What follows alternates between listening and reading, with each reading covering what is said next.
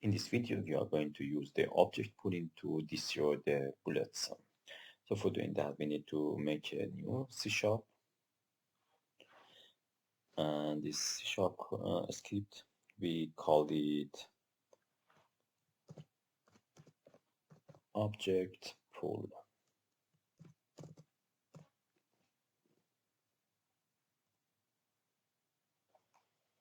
So let's open it. So now, for now, I don't need to start an update. And here I will make a public game object prefab.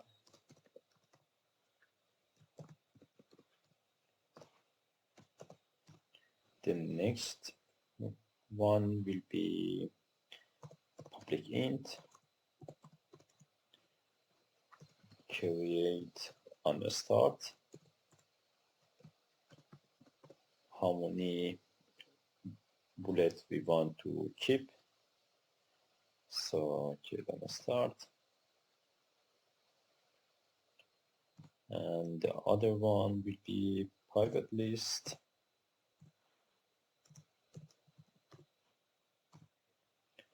and the list should be inside game object.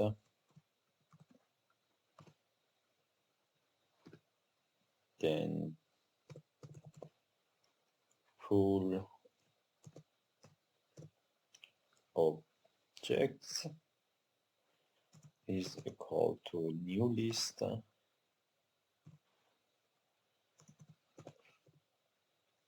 game object.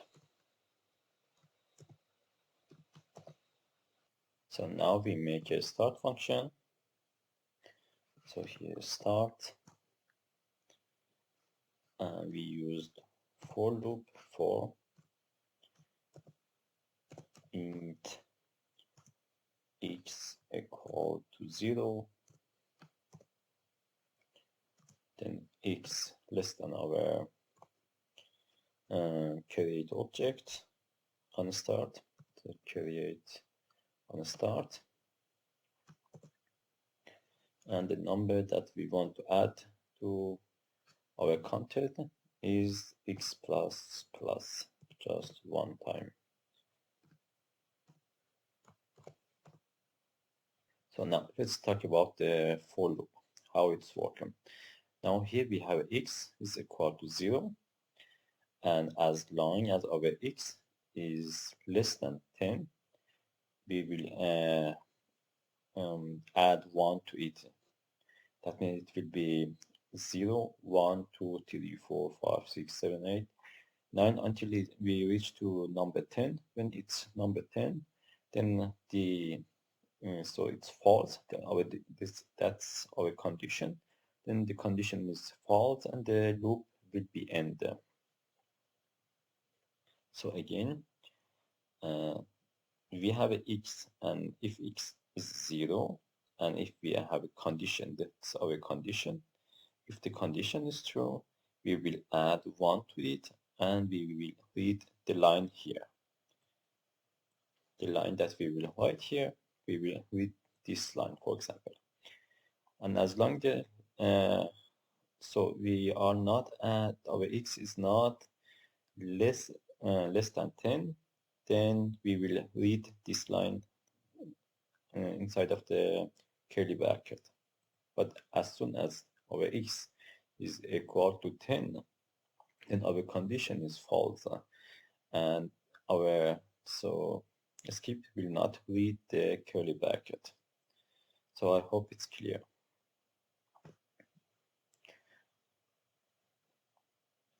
So int x equal to 0 is a statement 1 set as a variable before the loop start, and the statement 2 define the condition for the loop to run. If the condition is true, the loop will start over again. If it's false, the loop will end. And the condition 3 that here, statement 3, so increase a value of I or x each time the code block in the loop has been executed. So each time it will be read this line here, on the inside of the curly bracket, he will add 1 to it. Now I delete them, and here I will make a new function, game object, create new object for creating our bullet, and here game object obj is equal to instantiate, and inside of the parenthesis we want to form obj prefab object prefab.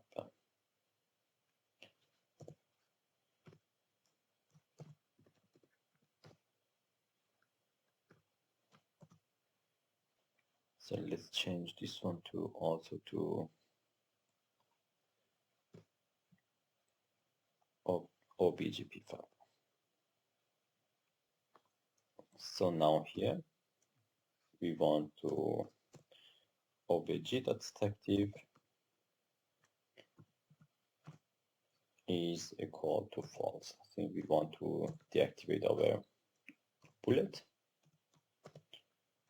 and after we deactivate our bullet, we want to add it to our list that we make it here. So pull objects that add to obj.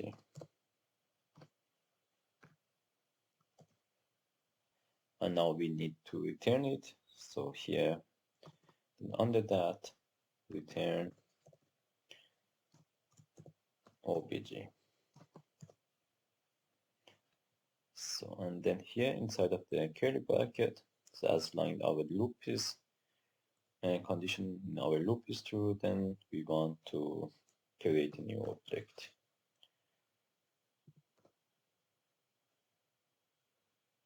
Create a new object function here.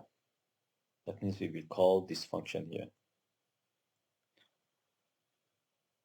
As long as our x is less than our create on the start, we will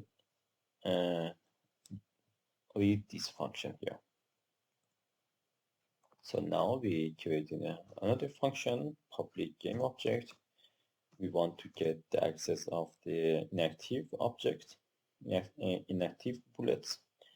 So here game object,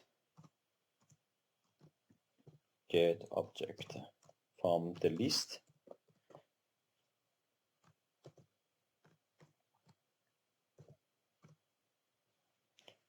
And inside game object, obj is equal to null.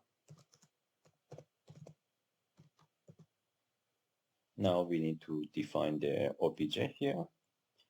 So for doing that, we need to make here obj is equal pull the object dot find, and inside of the parenthesis x is equal or bigger than x dot active in hierarchy, x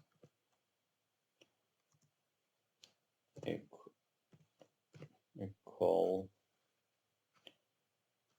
bigger than x dot active in hierarchy is equal to false.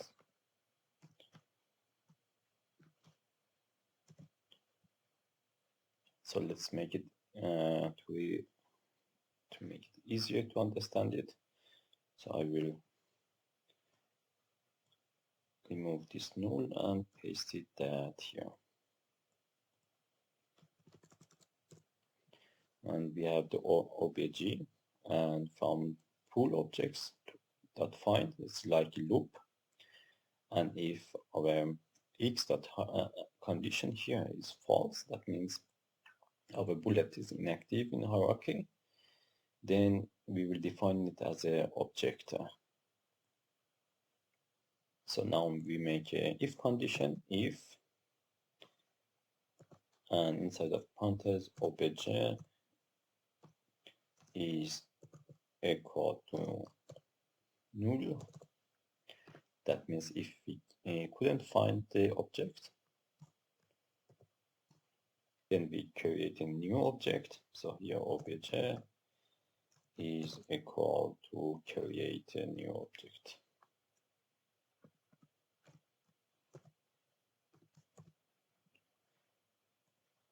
And then to fix this error here, we need to retain the object.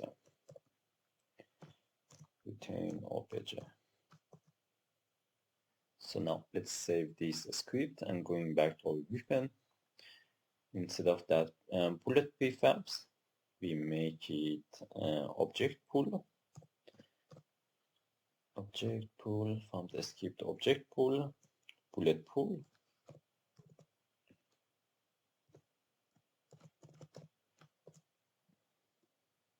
So now let's go down to the shooting. Instead of game object,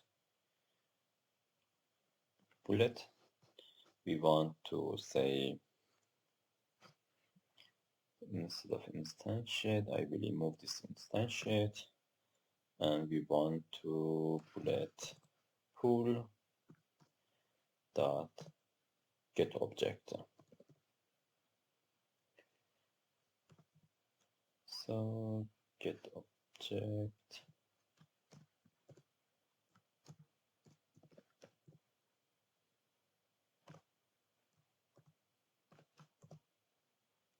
so now let's save it and back to our object pool, and we need to enable it. So here object.set active,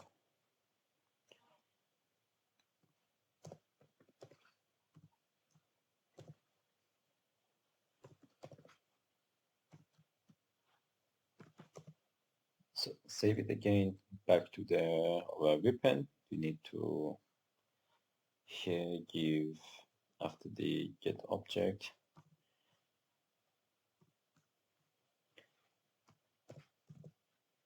bullet that transform that position is equal to mother dot position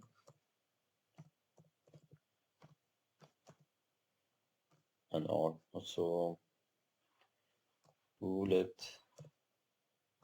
dot transform dot rotation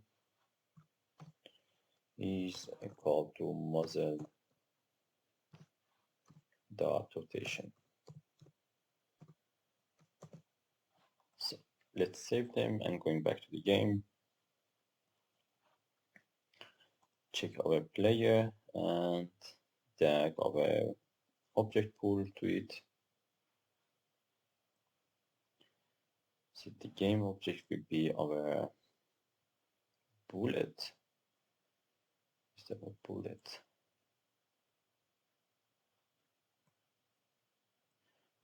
Prefab our bullet and create and start is 10. So now let's play it. Okay, we got no reference because I forgot to give bullet. So here I will choose our player. Let's click on this small circle here and choose the player. We can just drag the player there. So now let's start it. We have now 10 bullets that are inactive. When every time we shoot, they get active. But if we shoot more, we create because we didn't deactivate them or destroy them, which we will do it in the future scripts. So the next video we are going to work on our enemy.